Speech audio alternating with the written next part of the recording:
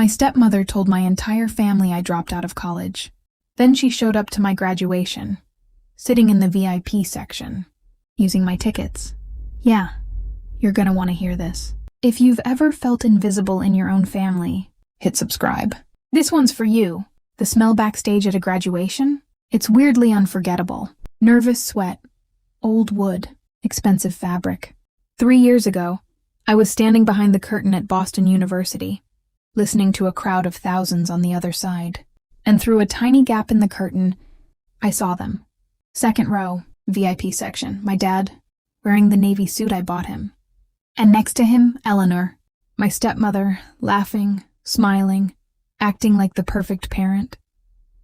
And sitting beside her, Chloe, her daughter, taking selfies. They looked like a proud, happy family. There was just one problem. I wasn't supposed to be there. According to Eleanor, I had already dropped out. Yeah, she told everyone I failed college. And that wasn't even the worst part. Let me take you back. I was 12 when my dad married Eleanor. She brought 2 things into our house. Perfect white furniture no one could touch. And Chloe was 1 year younger than me, but somehow took up all the space in the room. She was loud, confident, always performing. The kind of girl who treated every hallway like a stage. I was the opposite. Quiet, introverted, more comfortable in a library than at a party. And Eleanor? She hated that. Not openly, not at first. But you could feel it. To her, I wasn't just different. I was a problem. The pattern started early, and it got bad fast. If Chloe wanted a $400 dress, my dad worked overtime. If I needed a $30 calculator, Eleanor would sigh like I asked for something crazy.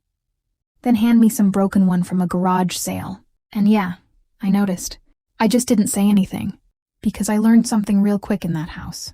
If I stayed quiet, if I stayed small, I didn't get hurt.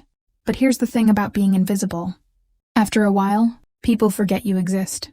By junior year, I had a 4.0 GPA, top test scores, and I was working 3 shifts a week at a diner just to save money. Chloe, failing classes, sneaking out. Guess who got a brand new car at 16?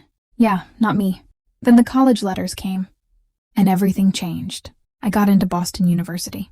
My dream school. Big scholarship. Everything I worked for. I opened the letter at the kitchen table, hands shaking, and I just lost it.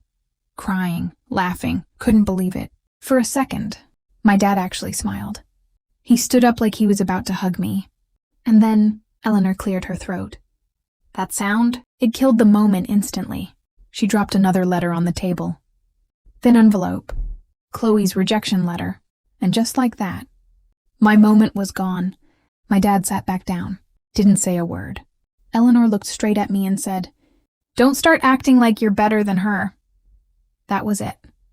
No celebration, no support, nothing. I left for Boston 3 months later, quietly. My dad helped me pack the car and slipped me $50 when Eleanor wasn't looking. That was the last real moment we had. College was brutal, but it was mine.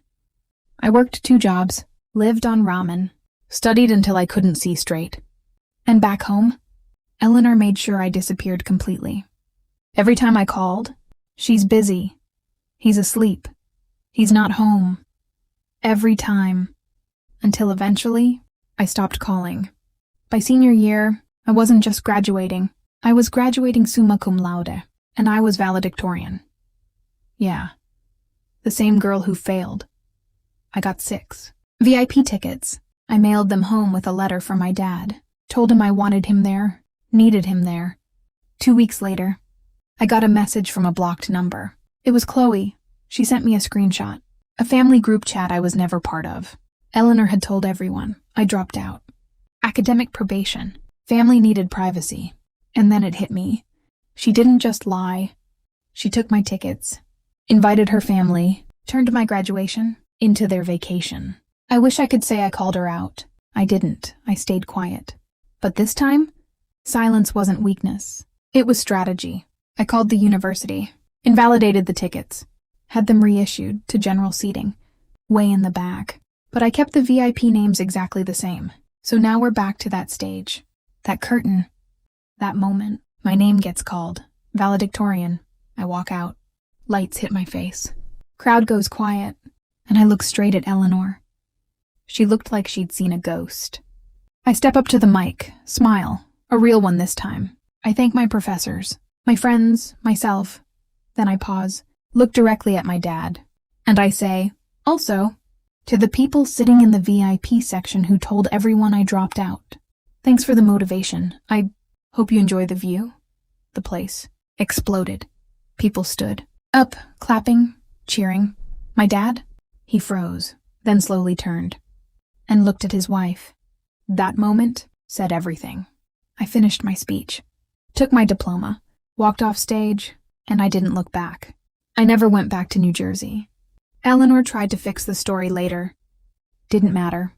You can't argue with the truth when it's said in front of thousands of people. They tried to erase me instead. I made sure they were the ones everyone saw. And if you think that was the end of it, it wasn't. Because years later, she tried to contact me again. And what happened next? That's a whole different story.